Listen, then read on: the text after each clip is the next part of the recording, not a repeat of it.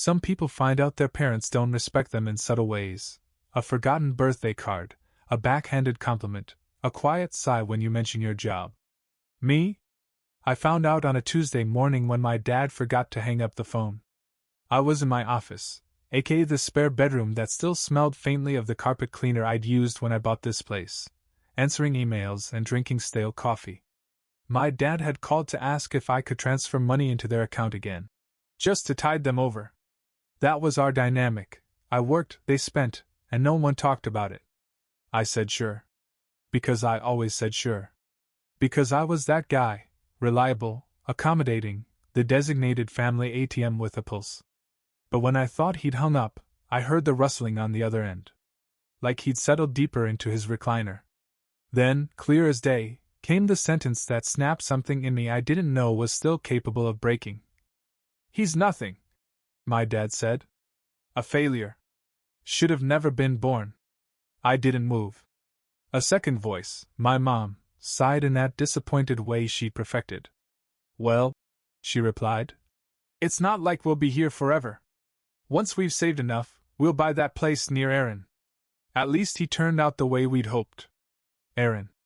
My older brother. The family's crowning achievement. The golden child who somehow became a legend in their minds, despite living in Phoenix and calling only when he needed something notarized. My stomach went cold. In that moment, I was a kid again, standing in the hallway with a participation trophy in my hand, watching my parents beam at Aaron's latest accomplishment, which, if I recall correctly, was getting a B+ in middle school P. I should have hung up. Should have thrown my phone across the room.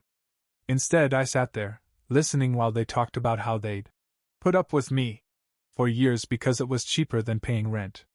"That house is the only smart thing he's ever done," my dad said. "He thinks buying it made him successful. All it did was make him useful." I didn't even feel angry at first. Just tired. Tired of pretending their approval was possible. Tired of paying the mortgage on a home I was apparently only renting to them emotionally. Tired of believing that if I just worked harder, if I just gave more, they'd see me as something other than a regrettable accident. When they finally ended the call, I set the phone down on my desk. My hand was steady, which somehow made it worse. Like my heart had already decided to stop expecting anything better. In the silence that followed, I looked around my house, my nice, too big, meticulously furnished house, and wondered how I'd let it become a monument to people who thought I was worthless. And the part that stung most wasn't even what they'd said. It was that I believed them.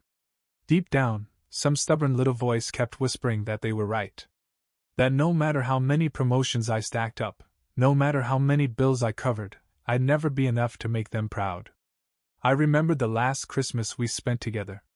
I'd splurged on a big gift, a smart TV, the kind my dad used to point at in the electronics store, saying, "Maybe one day." I'd saved for 6 months to buy it. When he unwrapped it, he looked almost embarrassed. He mumbled, "You shouldn't have wasted your money." Then he called Aaron on speaker, just so he could brag about the real surprise, a framed picture Aaron had mailed last minute with a post-it that said, "Love you guys." That was it. A picture and a note. And they were happier about that than the TV. Than me. So no, I didn't scream. I didn't cry. I just sat there, finally understanding that I'd never been anything more than a convenient wallet with my name on the deed. And for the first time in my life, I felt something close to relief. Because once you hear the worst thing someone thinks about you, there's no point pretending you don't already know. The funny thing about betrayal is how ordinary the rest of your day still looks. After I heard them say I was nothing, I still had to finish 3 project proposals, answer 6 emails about budget approvals, and pretend my life hadn't just been cracked open. By 5 p.m., I'd successfully convinced my colleagues I was fine. That's the gift of being the disappointment. You learn early how to wear a blank face. That evening, my parents came home like nothing had happened. My dad dropped his keys in the bowl by the door, and my mom asked if I'd remembered to pick up their favorite yogurt. She said it like she was testing me, like I might screw up even that. I nodded. Wordless. They went straight to the kitchen, rummaging through the bags I'd paid for, in the house I'd bought, under the roof I kept over their heads. And they didn't thank me? They never did. Later, when my dad turned on the new smart TV, yes, the one I shouldn't have wasted my money on, he looked up and asked if I was in a mood. No, I said. I'm good. And it was almost true. Because something had shifted. I could feel it like a hairline fracture finally splitting open. I stopped caring what they thought. For years, I'd let them treat my accomplishments like footnotes, and my generosity like an obligation. I told myself it was easier that way, to keep the peace, to avoid the guilt. But the moment they called me a failure behind my back, I knew I was done performing. I lay awake that night replaying every petty dismissal, every time they'd compared me to Aaron like he was some paragon of human potential. How Aaron was always the measuring stick. How my parents acted like the 3 business degrees I'd earned were less impressive than the time Aaron managed to get a $500 bonus for selling the most car warranties. It was absurd. All of it. The next morning, I made breakfast, eggs and toast, and set it on the counter like always. They didn't thank me for that either. When my dad sat down, he started in on his usual complaints about the house. How the HOA was too strict. How the property taxes were ridiculous. How can you stand it? He asked, waving a piece of toast like it was evidence. Wasting your money on all this. I looked at him, at the man who'd just called me worthless less than 24 hours ago, and I realized he didn't even feel bad. Of course he didn't. People who treat you like an ATM rarely feel guilty when they overdraw. That's when I decided. I wasn't going to confront them. I wasn't going to scream or throw their things onto the lawn in some big soap opera finale. I was going to be smarter. Quieter. I was going to leave them exactly the way they'd left me, without warning. Later that day, I called my financial advisor. Hey, Nathan, I said, trying to keep my voice casual. Quick question, how fast could I sell this place? Nathan paused. Depends how motivated you are. Extremely, I said. After we hung up, I called a realtor. Then a lawyer. By sunset, I had a plan. And as I sat on my deck with a beer in hand, I felt something I hadn't felt in years. Calm. I used to think big life changes happened with fanfare, fireworks, tears, someone shouting on the porch in their bathrobe. Turns out, the real ones start quietly. By the following Monday, I had a listing contract signed and a timeline mapped out down to the last day. It was almost embarrassing how easy it was to unravel a life I'd spent 15 years trying to hold together. The realtor, a brisk woman named Denise with an energy like a motivational speaker on her 5th espresso, walked me through the comps. You've got an immaculate place, she said, tapping her iPad. We can price it to move fast and still get top dollar. Do it, I told her. She gave me a curious look. You sure you want to leave this much behind? I almost laughed. Leave what behind exactly? A house that felt like a mausoleum of my failed attempts to matter? Parents who would sell me out for a weekend in Phoenix with Aaron? Yes, I said. I'm sure. The next call was to my lawyer, Tim. Tim had the unflappable tone of a man who'd seen every kind of family meltdown. He didn't ask why I wanted to confirm the deed was solely in my name. He just pulled up the records and emailed me the confirmation with a single line. You're good to go. That was it. 17 years of financial entanglement, all distilled to a PDF that proved I own every square inch of the place. When I hung up, I felt lighter. I spent that afternoon filling boxes. There was something almost meditative about it, sorting my life into piles of mine trash. And why did I ever keep this? I found an old shoebox of Aaron's trophies shoved into a corner of the garage, every single one labeled first place. Of course. I taped it shut without a second thought. Let them mail them to Phoenix. Maybe Aaron could build a shrine. After the realtor set the listing live, I scheduled an interview in Denver. Denver had been a daydream for years, a place where nobody knew me as the disappointing son, where my last name didn't feel like a brand I hadn't asked for. When the recruiter confirmed my appointment, I felt something sharp in my chest. Not dread, hope. By Wednesday, the first offers were coming in. Denise texted me excitedly. 2 serious buyers. 1 all cash. I smiled, picturing my parents in the kitchen, oblivious. Because they were still in the same routine. My dad reading the paper and muttering about kids these days. My mom fussing over coupons she never used. Not a clue that I was about to disappear from their lives the way they disappeared from mine in every way but physical presence. That evening, as I packed another box, my dad yelled from the living room. "You're not making dinner?" "No," I called back. "Not tonight." He grumbled something under his breath. Probably about how ungrateful I was. I didn't care. I was finally ungrateful. And it felt fantastic. The next morning, I woke up before dawn, made coffee, and sat at the kitchen table, looking around at all the little things I used to think would make them love me, the fancy appliances, the coordinated curtains, the framed family photos. A museum of attempts.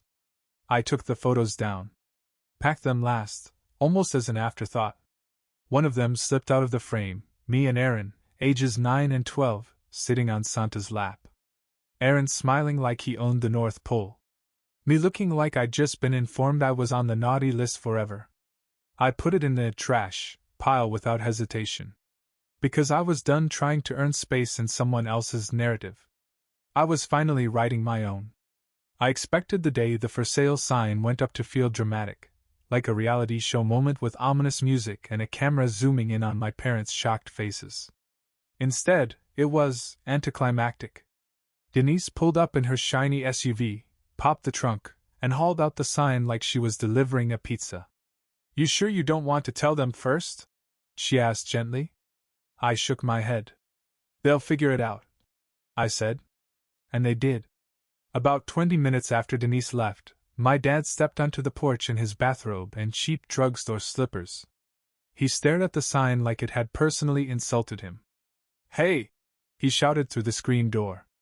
"What the hell is this?" I didn't bother walking over. "It's called a real estate sign," I said from the hallway. "You might have seen one before." He looked like he was about to burst a blood vessel. My mom came to stand beside him, her expression somewhere between bewildered and offended. "You're selling the house?" she demanded. "Without even talking to us?" I met her eyes, and for once, I didn't look away. "Yeah," I said. "That's exactly what I'm doing." My dad threw his hands up. "This is ridiculous. Where are we supposed to go?" I shrugged. "Phoenix? Near Aaron? You know, the real success story?" Her face went pale. For a moment, I thought she might try to deny it. Pretend she hadn't sat there in my kitchen plotting to leave the second they drained me dry. But she didn't. She just closed her mouth and looked away. I spent the next few days packing at double speed. Every time I filled another box, it felt like reclaiming a little piece of my sanity. I cleared out the spare bedroom first, aka my dad's unofficial lair, where he'd spent hours criticizing my generation, while simultaneously using my Netflix account. I found a pile of unpaid bills he'd never mentioned, hidden under the TV remote. Electric, water, credit cards. All in my name, naturally. I stacked them on the kitchen table in a neat pile and left a bright yellow post-it on top that said, "This is what happens when nothing pays your bills." Petty? Maybe. But satisfying? Absolutely. The last night before the house was scheduled to close, I ordered takeout and sat in the empty living room. My dad stomped around the kitchen, slamming cabinet doors for effect. "You're acting like a child," he yelled. I didn't even look up from my noodles. "That's rich," I called back. "Considering you spent all day sulking because your free ride is over." My mom sniffed dramatically. "After everything we've done for you," she began. I laughed, actually laughed. The kind of laugh that sounds unhinged because it's holding back everything you'd rather scream. "You mean the endless criticism? The constant comparisons to Aaron? The part where you told your friend I was a waste of oxygen?" Silence. I set down my fork and finally looked them both in the eye. "You've got 30 days, I said calmly. "Then you find somewhere else to live." My dad opened his mouth. Probably to call me ungrateful. Or selfish. But I didn't stick around to hear it. I picked up my takeout, walked upstairs, and closed the door. Because this was my house. And for once, I was the one deciding who belonged in it. The next morning, the kitchen was quiet. I think the reality finally sank in that I wasn't bluffing. No more gentle hints. No more pretending we were all just working through things. The sign out front said it all: sold. They hadn't even asked where I was going. They were too busy calculating how to spin this to the rest of the family. Around noon, my mom tried a new tactic: softness. She appeared in the doorway while I was taping up boxes of my old work files, twisting a dish towel in her hands like she was auditioning for a soap opera. "Sweetheart," she began, voice trembling just enough to sound rehearsed. "We know you've been under a lot of stress." I didn't look up. "Don't," I said. "Don't what?" "Don't pretend this is about my stress." She stepped into the room. "Your father didn't mean what he said." "Yeah, he did," I cut in. "And so did you." Her mouth opened and closed like a fish gasping for air. I taped the box shut, feeling strangely calm. "You've got a month," I said again, because repetition seemed to be the only language they understood. She started to cry. The tears were real, maybe. But they weren't for me. They were for the comfort they were losing. That afternoon, Aaron called. Of course he did. I almost didn't answer, but curiosity got the better of me. He launched into it without preamble. "Dude, what the hell are you doing?" "Hi, Aaron. Nice to hear from you, too." "Mom's a mess," he snapped. "Dad says you're kicking them out? Are you trying to destroy this family?" I pinched the bridge of my nose. "Funny," I said. "I thought you were the golden child. Maybe you can step up for once." He went quiet. "You know," I continued, "it's amazing. You don't call for 6 months, but the second your free babysitting and mortgage subsidies are threatened, you suddenly care." "That's not fair," he protested weakly. "No," I said. "It's accurate." He sighed, probably imagining how inconvenient it would be to have our parents living with him. "I'll send them some money," he muttered. "But you don't have to be so dramatic." "Selling my own house isn't dramatic," I said. "It's overdue." I hung up before he could say anything else. And for the first time since I was 15, I felt taller somehow. The last week before closing was a master class in guilt trips. My dad alternated between ignoring me completely and delivering half-hour monologues about family loyalty. My mom tried every angle, pleading, crying, accusing. "You're going to regret this," she hissed one morning when I carried a box to my car. "When you're old and alone." I set the box down and turned to face her. "I already regret staying this long," I said quietly. "And if being alone is the price of peace, I'll pay it." She looked stunned, like the idea that I'd rather be by myself than under their thumb had never occurred to her. That night, I booked a moving truck and a short-term rental in Denver. Just a furnished apartment for a couple months while I figured out where I really wanted to land. And for the first time in a decade, my future felt like mine. Not a contingency plan for anyone else. The last Saturday before closing, Denise texted me to confirm the final walkthrough. "Buyers are thrilled," she wrote. "Smoothest deal I've had all year." I wondered if she realized she was describing the most liberating breakup of my life. I spent that morning making a list. Everything I'd paid for in this house, in their lives, every mortgage payment, every utility bill, every grocery run they never reimbursed. And the extras. Like the loan I'd quietly paid off when my dad maxed out a credit card, helping Aaron get on his feet. Or the $1,000 check I slipped into my mom's purse after she cried about how she couldn't buy Christmas gifts for the grandkids. I put it all in a spreadsheet. Column after column of proof that I'd been holding this family together with my wallet. Then I printed it out. 17 pages. I placed the stack on the kitchen table. When my parents came downstairs, my dad glanced at it and snorted. "What's this supposed to be?" "A receipt," I said. "For what?" "For everything," I said, meeting his eyes. "Since you seem to think I've contributed nothing." My mom picked up the first page. Her mouth moved silently as she scanned the rows. "You're keeping score now?" she demanded, voice rising. No, I said. I already won. She threw the papers down like they'd burned her. I don't care what you've paid for, she snapped. You're still our son. You owe us respect. That's not what you said on the phone, I replied, voice steady. Remember? He's nothing. A failure. Her eyes widened, and she glanced at my dad. For once, he didn't have a quick retort ready. I continued because I knew if I didn't say it now, I never would. You know what the saddest part is? I'd have kept going. I'd have kept paying your bills and pretending this was a real family if you just lied to my face instead of to each other. My dad's jaw flexed. You're a disappointment, he spat. There it was.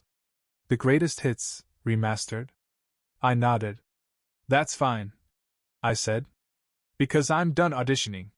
He stood there, fist clenched, like he was deciding whether to shout or just walk away. He chose neither. Instead, he turned and went out the back door, letting it slam so hard the cabinet rattled. My mom stayed frozen in place. I don't understand how you can do this to us, she whispered. I picked up the last box of my things. You taught me, I said. And I walked out. That final hour in the house felt oddly weightless. I half expected to be sad, or to look back over my shoulder. But I didn't. I just locked the front door behind me and set the keys in the realtor's Dropbox like I was returning a library book I'd outgrown. When I climbed into my car, the last of the afternoon sun was filtering through the windshield.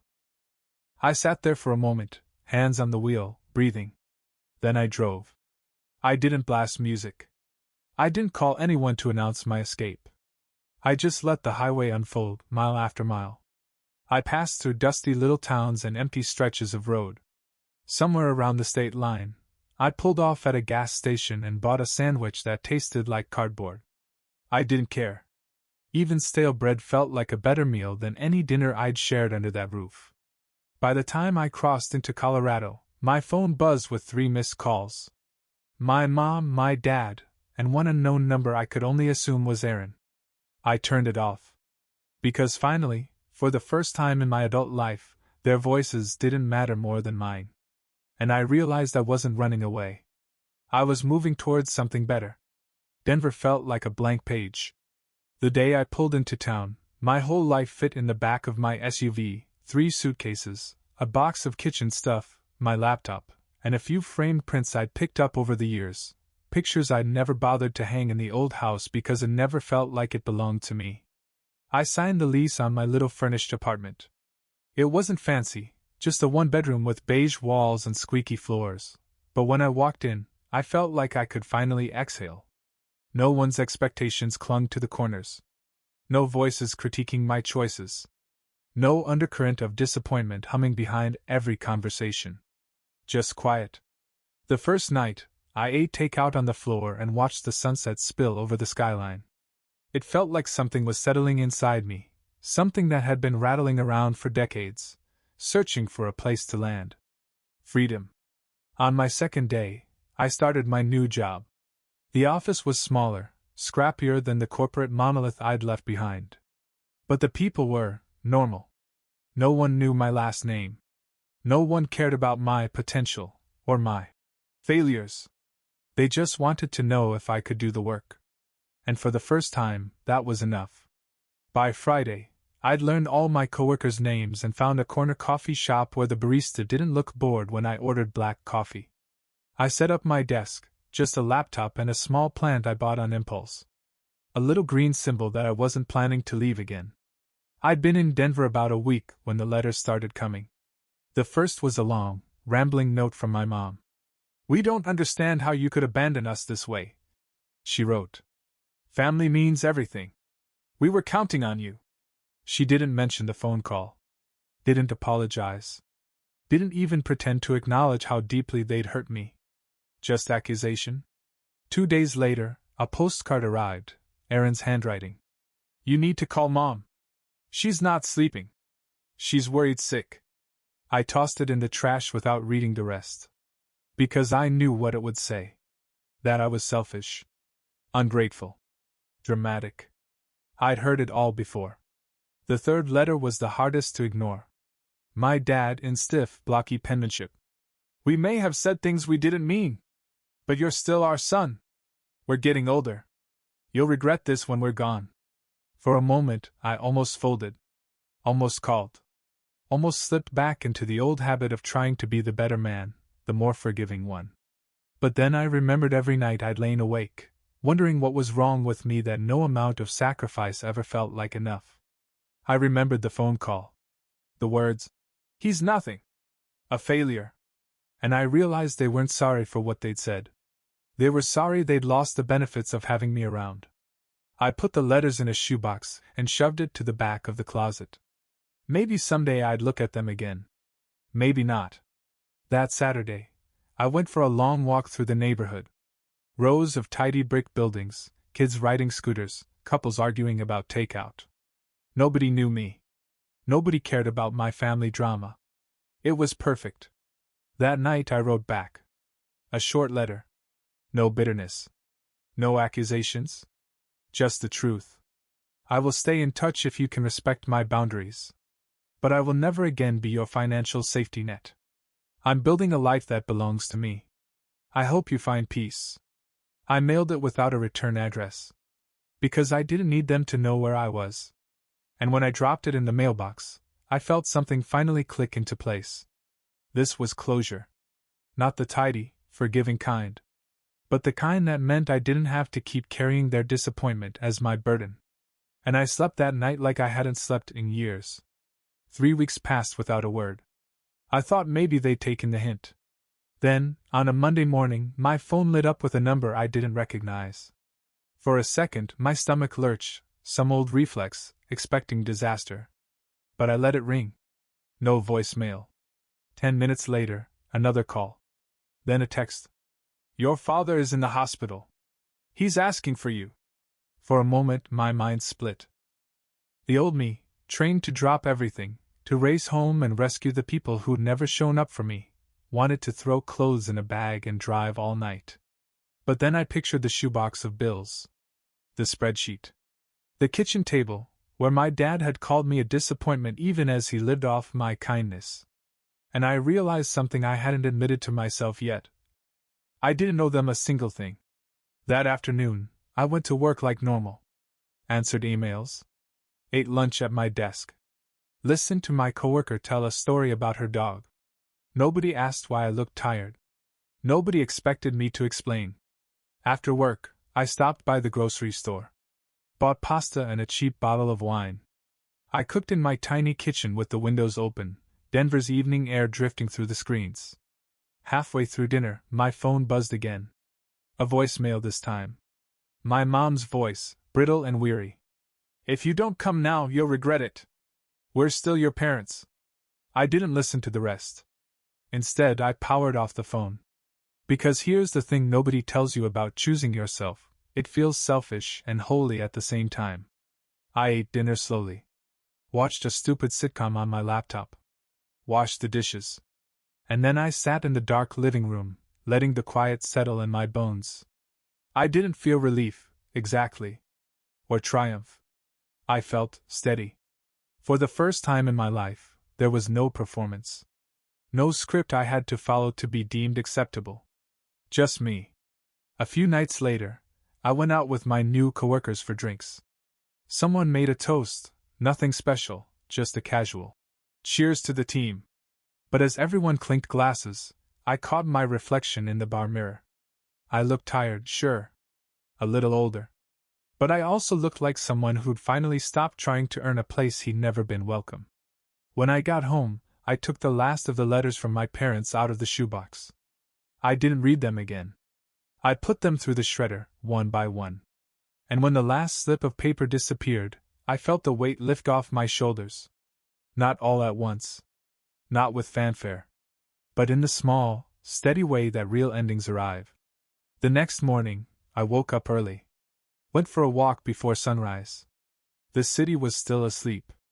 The air smelled like rain. I stood at the corner of my street and watched the sky turn from black to gray to gold. And I thought, this is it. This is mine. I don't know if I'll ever forgive them. I don't know if they'll ever understand why I left. But for the first time, I'm not waiting for their permission to feel whole.